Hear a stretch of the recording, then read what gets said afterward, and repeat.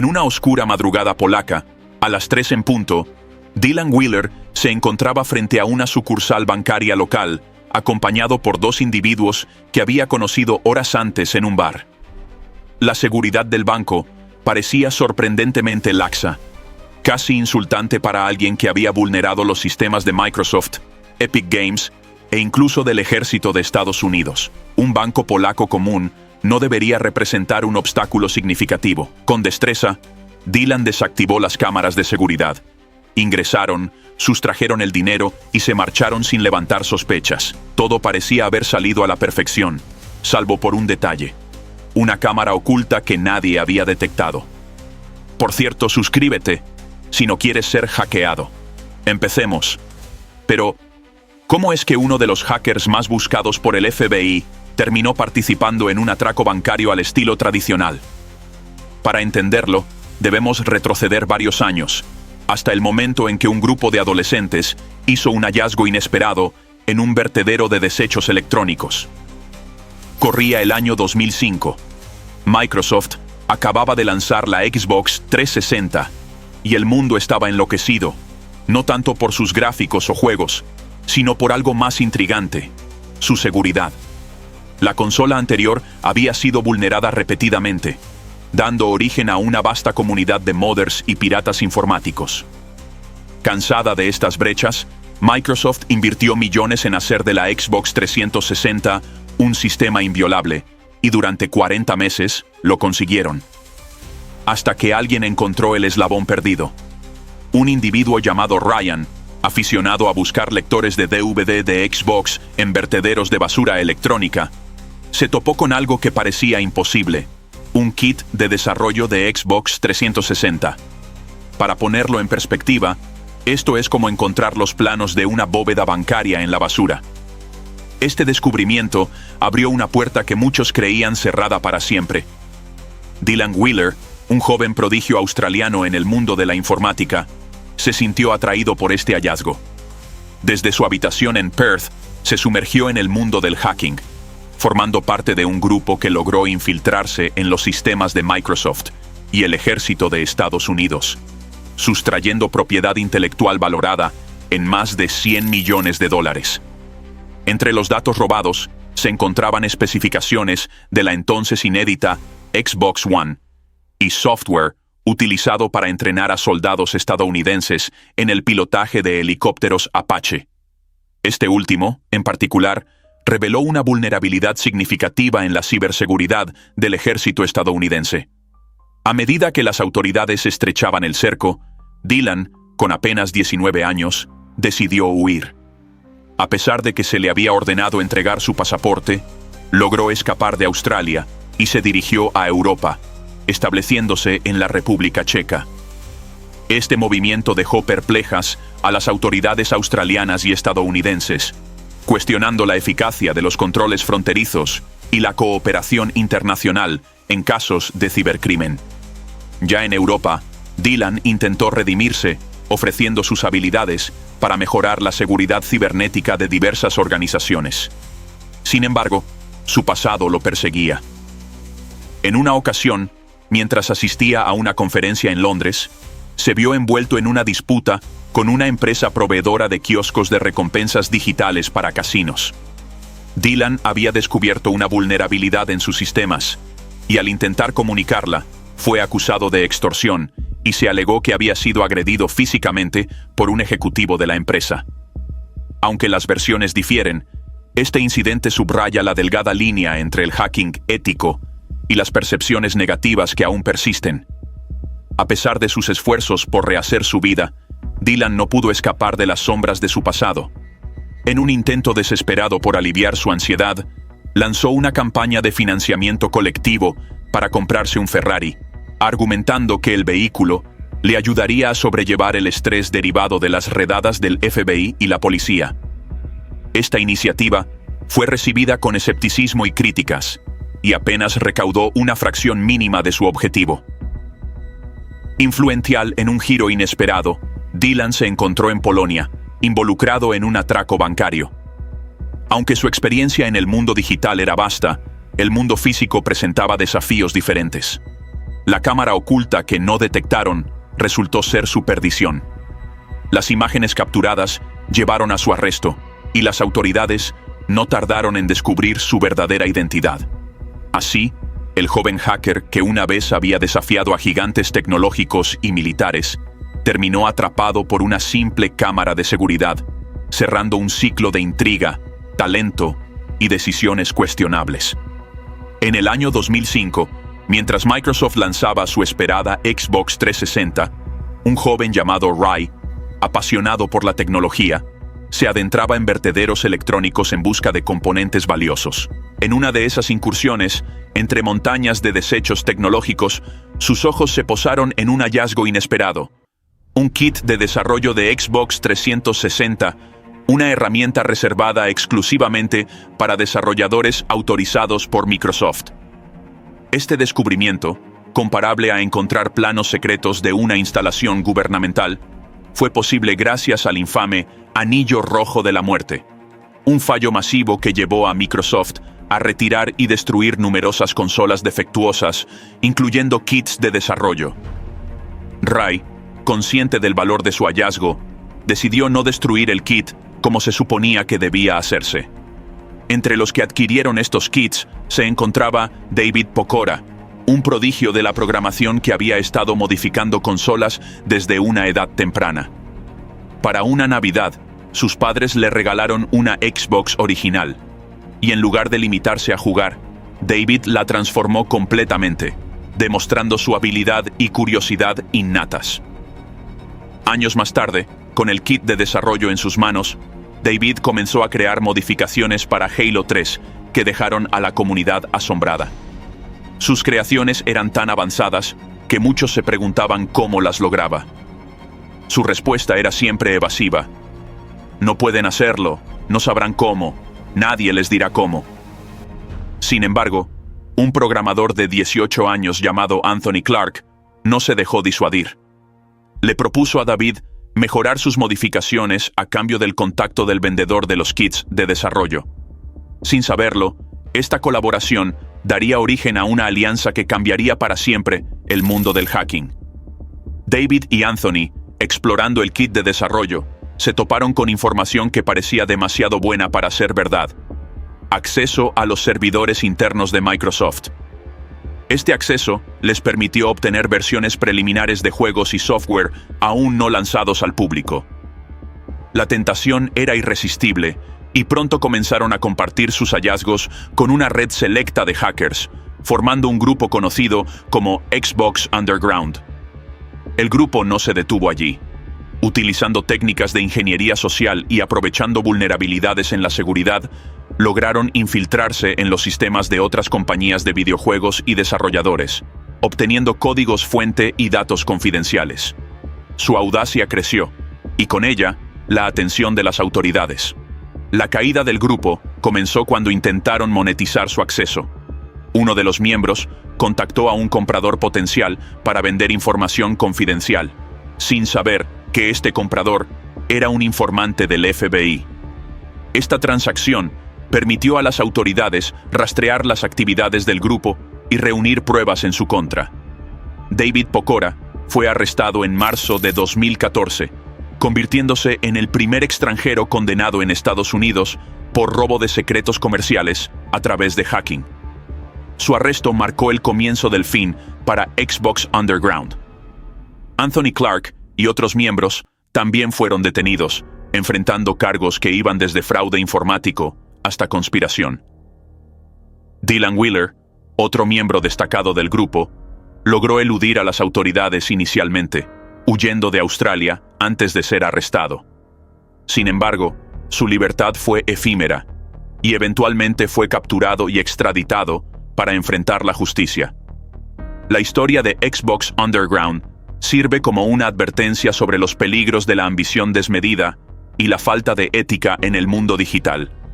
Lo que comenzó como una curiosidad inocente y una pasión por la tecnología se transformó en una serie de delitos que tuvieron consecuencias significativas para todos los involucrados. Las advertencias en PartnerNet fueron ignoradas. El grupo creía que estaba operando en la sombra, sin dejar rastro. Pero la realidad era otra. Cada conexión, cada descarga, cada acceso no autorizado quedaba registrado en servidores de Microsoft. No lo sabían, pero las empresas ya estaban investigando. Mientras tanto, David y Anthony perfeccionaban su técnica. Lo que antes era solo un pasatiempo se había convertido en un negocio lucrativo. Sus hacks no solo permitían acceder a juegos inéditos, sino que ahora ofrecían ventajas dentro de los títulos más populares. Para ellos, era como descubrir la fórmula de la inmortalidad en un mundo digital. Para las compañías afectadas, era una guerra que no podían permitir perder. El dinero llegaba a montones. PayPal, criptomonedas, transferencias disfrazadas de pagos legítimos. Mientras sus compañeros de escuela pasaban tardes aburridas, ellos construían un imperio clandestino. Sanad Nesheiwat, el más experimentado en hardware, comenzó a experimentar con modificaciones físicas en las consolas. Convirtió su habitación en un laboratorio de ingeniería inversa, repleto de osciloscopios y placas madre expuestas. Lo que estaban haciendo ya no era solo software. Estaban modificando la arquitectura misma de las Xbox 360, creando versiones personalizadas que burlaban cualquier intento de actualización o parche de seguridad de Microsoft. En 2011, dieron un salto aún más arriesgado. Lograron infiltrarse en los servidores internos de Microsoft y descargar documentos altamente confidenciales sobre la Xbox One, la consola de próxima generación que aún no había sido anunciada oficialmente. Para ellos, era el mayor logro hasta la fecha. Planos, esquemas, detalles de hardware, arquitectura del sistema, lo tenían todo. Pero lo que no sabían era que estaban dejando un rastro. Uno de los empleados cuyo acceso usaron comenzó a notar movimientos extraños en su cuenta. Microsoft, al ver actividad sospechosa en sus servidores, contactó al FBI. El grupo, sin saberlo, había cruzado una línea sin retorno. David y Anthony, cegados por la emoción, decidieron que podían ir aún más lejos. Vendieron parte de la información a un comprador anónimo en foros clandestinos. Los detalles de la Xbox One empezaron a filtrarse en Internet, generando rumores en la comunidad gamer. Microsoft, furiosa, intensificó su búsqueda. En paralelo, Activision también comenzó a presionar a las autoridades. Sus juegos más populares estaban siendo hackeados, su economía en línea comprometida, y no podían permitirlo. Pero el grupo no se detuvo. En su arrogancia, creían que eran intocables. Entonces, cometieron su primer gran error. Sanad, confiado en la seguridad de su red privada, envió un archivo sensible a un contacto en Europa. Lo que no sabía era que el FBI ya tenía acceso a su actividad y estaba recopilando pruebas. Al mismo tiempo, una operación encubierta se ponía en marcha.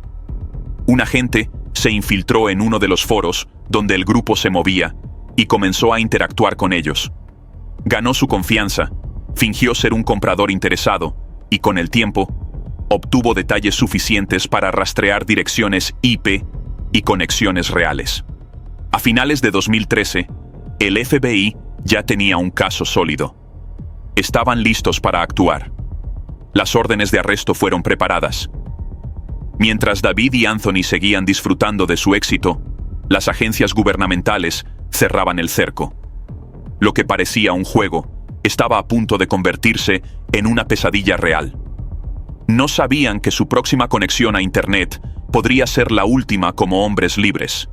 Dylan y David no podían creerlo. Ante ellos, en un simple documento de Word, estaban las llaves del reino digital de Epic Games. Contraseñas maestras, accesos administrativos, correos internos, todo dispuesto como si alguien hubiera querido ponérselo fácil. No era un hackeo sofisticado, no habían tenido que escribir líneas complejas de código. Solo habían aprovechado la pereza y descuido de un empleado que jamás imaginó que su error los llevaría hasta allí. Pero aún no era suficiente. Habían cruzado una línea, sí, pero ¿por qué detenerse? David sugirió probar con una de las credenciales más prometedoras: acceso directo a los servidores internos. Dylan con una mezcla de adrenalina y nerviosismo, ingresó los datos y contuvo la respiración mientras presionaba Enter. Un silencio ensordecedor, un par de segundos de incertidumbre y luego el acceso concedido. Lo que tenían delante era un tesoro digital inigualable. Versiones inéditas de juegos en desarrollo, herramientas exclusivas para desarrolladores, prototipos de software que aún no habían sido anunciados al público. Pero lo que más llamó su atención fueron las conexiones con otras empresas, Microsoft, Valve, incluso instituciones gubernamentales. El grupo comenzó a expandirse más allá del simple robo de juegos. David y Dylan compartieron parte de su botín con Anthony y Nathan, quienes rápidamente vieron la oportunidad de comercializar esa información. No se trataba solo de jugar títulos antes de su lanzamiento. Ahora tenían en sus manos una moneda de cambio invaluable. Acceder a servidores internos de Epic Games era solo el principio. Si habían llegado tan lejos con credenciales filtradas, ¿qué podrían hacer con más tiempo y recursos? La euforia del momento los cegó. No se daban cuenta de que ya no eran solo adolescentes traviesos explorando redes corporativas. Ahora tenían los ojos de empresas multimillonarias y, sin que lo supieran, de agencias gubernamentales, siguiéndolos de cerca. Pero no fue un error técnico lo que los delató, ni un firewall demasiado fuerte. Fue algo mucho más simple y humano, la arrogancia. Dylan, sintiéndose invencible, no pudo resistirse a presumir. Publicó imágenes en foros privados, filtró fragmentos de código en comunidades de hackers, incluso dejó pistas sobre su identidad sin darse cuenta. En un mundo donde los rastros digitales nunca desaparecen, fue cuestión de tiempo para que la cacería comenzara. Epic Games, al notar actividad inusual en sus servidores, inició una auditoría interna. Lo que encontraron fue alarmante. Accesos desde ubicaciones inesperadas, actividad en horarios extraños y archivos descargados en cantidades masivas. El primer golpe llegó cuando Epic Games, en cooperación con Microsoft, identificó patrones de tráfico que llevaban a un solo punto: una red de hackers con un alcance mucho mayor del que habían imaginado. No eran solo aficionados robando juegos, estaban entrando en sistemas que no debían tocar. Las empresas involucradas se movilizaron de inmediato. Pero para entonces, David y Dylan ya estaban pensando en su siguiente objetivo. Las credenciales obtenidas no solo servían para Epic Games. Pronto descubrieron que algunos empleados usaban contraseñas similares en otras compañías, y entre los nombres que aparecieron en su búsqueda, hubo uno que lo cambió todo: un contacto con acceso a los servidores internos del Ejército de Estados Unidos. Con acceso total a la red interna de Epic Games, el grupo de hackers conocido como Xbox Underground se encontró con un hallazgo que aceleró sus pulsaciones: una versión preliminar de Gears of War 3, uno de los títulos más esperados de la época. Epic Games había invertido más de $60 millones en su desarrollo. Sin embargo, descargar el juego directamente desde los servidores de Epic sería demasiado arriesgado y podría delatarlos. Necesitaban un plan más sutil. Aquí es donde Sanado-D, Sonic Nesheiwat, con su profundo conocimiento tecnológico, entró en acción. Utilizando un módem modificado que hacía prácticamente imposible rastrear su conexión, esperó hasta las 3 de la madrugada para iniciar la descarga de cientos de gigabytes de datos. Demasiado emocionado para dormir, grabó los archivos en discos Blu-ray y los envió a David Pokora en un paquete discretamente etiquetado como videos de boda. Días después, la versión no finalizada de Gears of War 3 apareció en Internet, causando un revuelo en la comunidad gamer.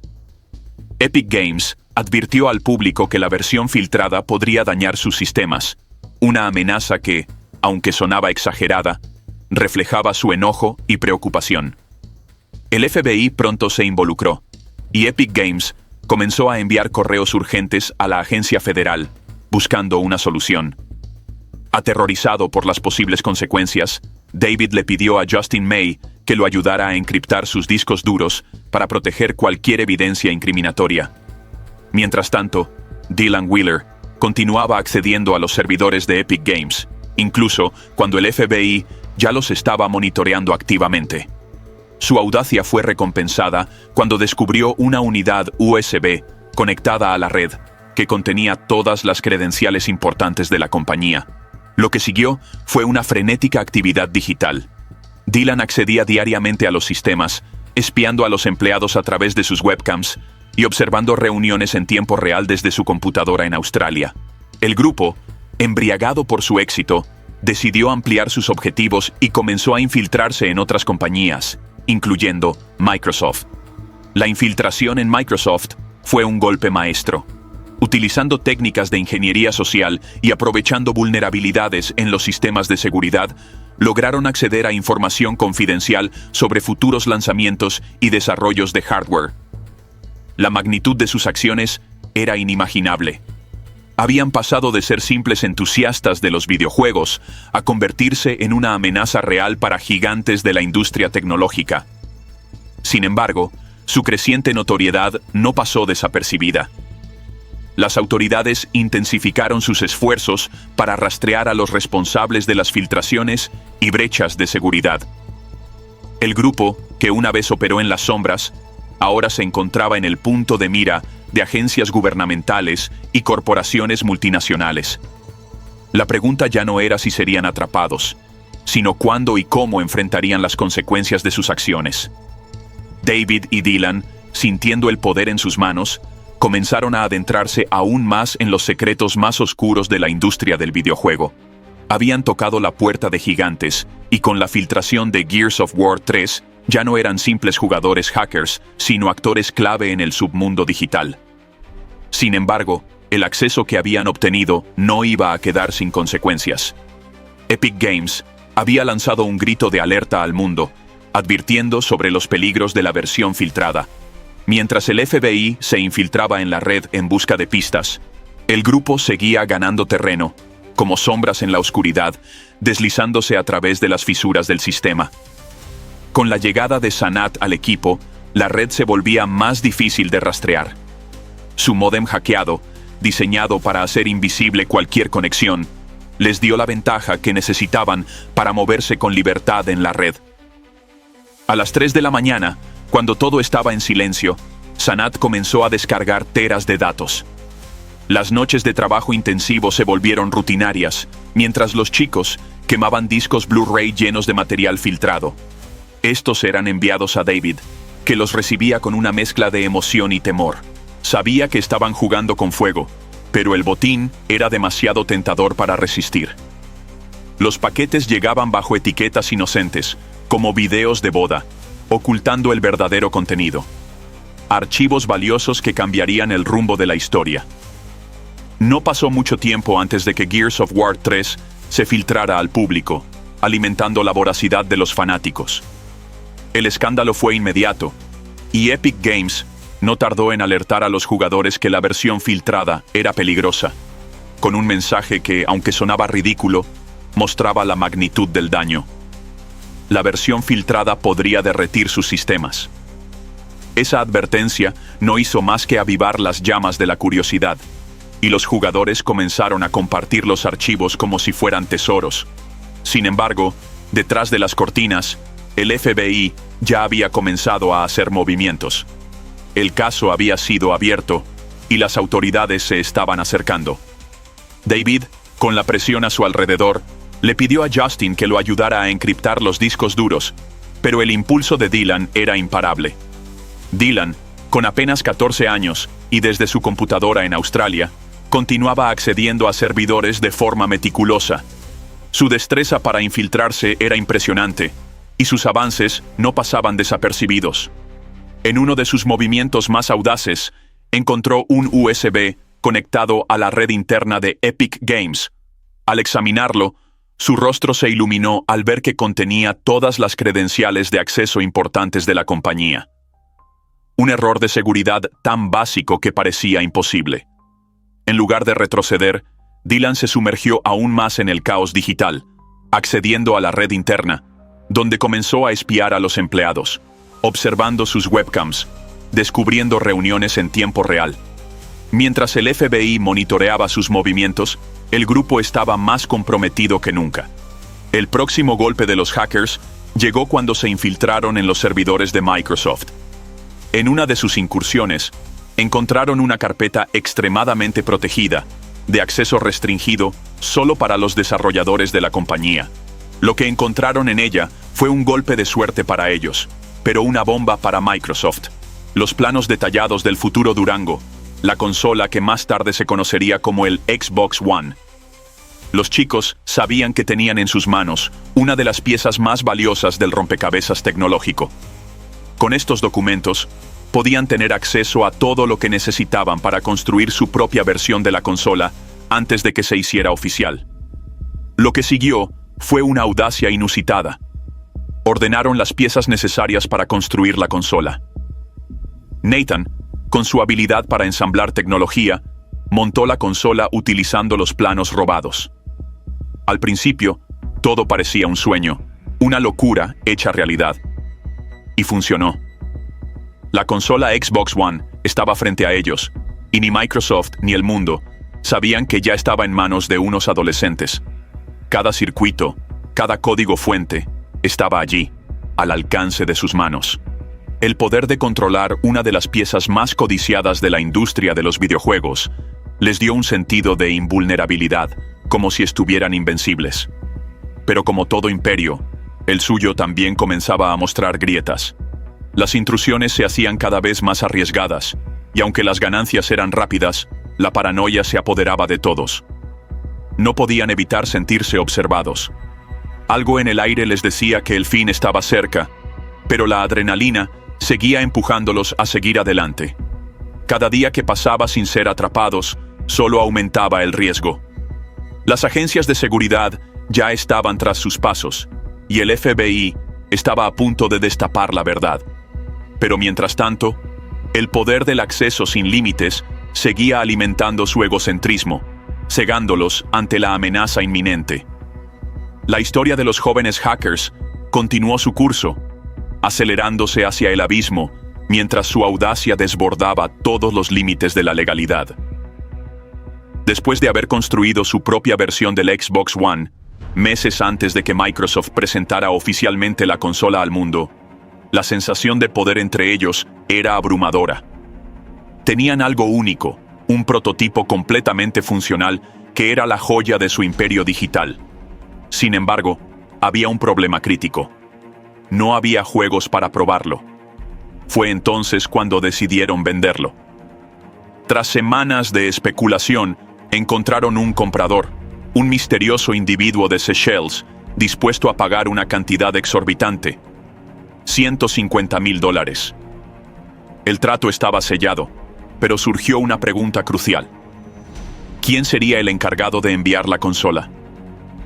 Justin May, quien había estado inactivo durante un tiempo, se ofreció como voluntario. Sin pensarlo dos veces, emprendió el viaje, conduciendo 2 horas desde Delaware hasta BWI, donde debía recoger el prototipo en casa de Nathan.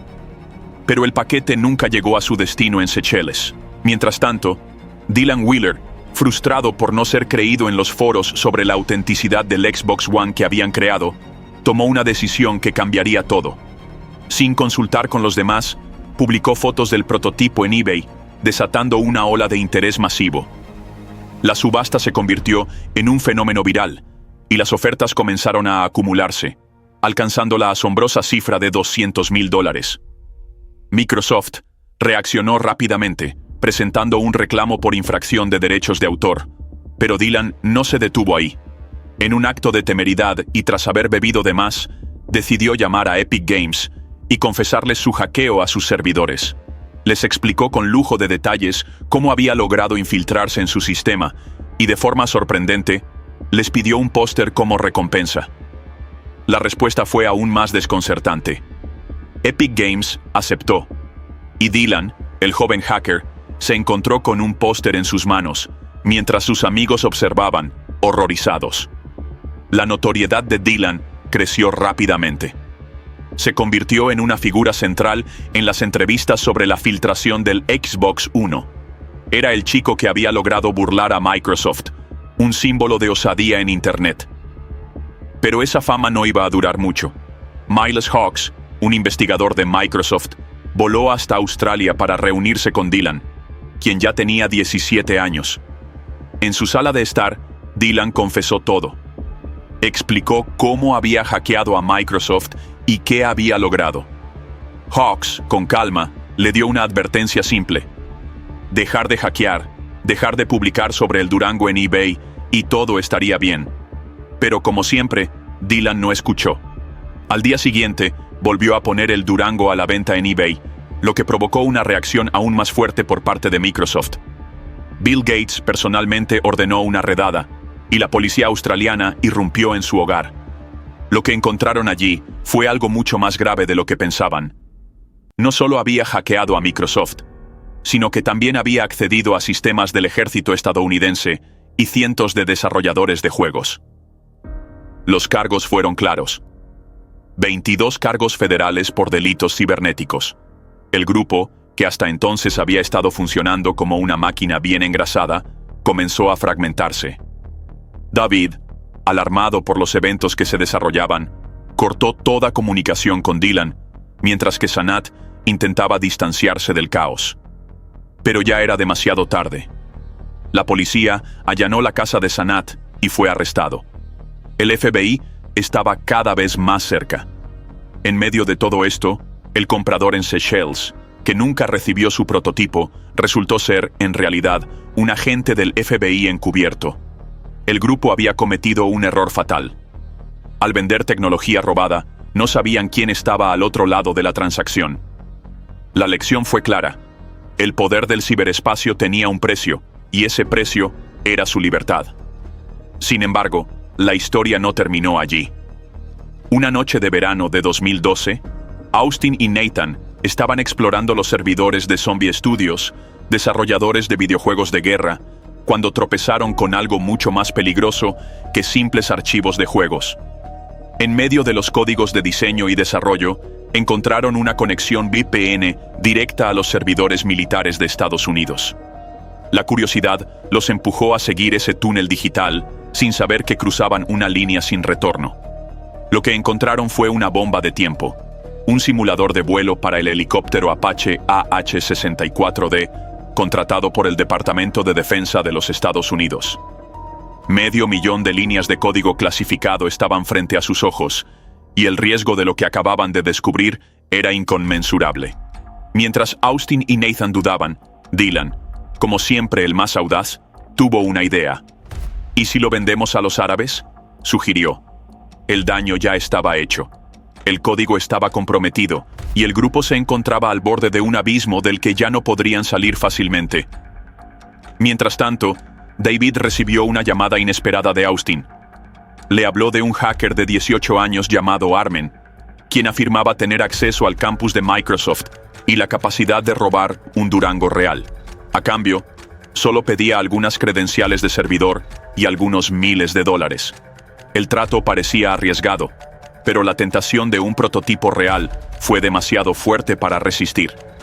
Armen, con su suéter con el logo de Microsoft, clonó una tarjeta de acceso y durante un año se coló en el edificio como si nada.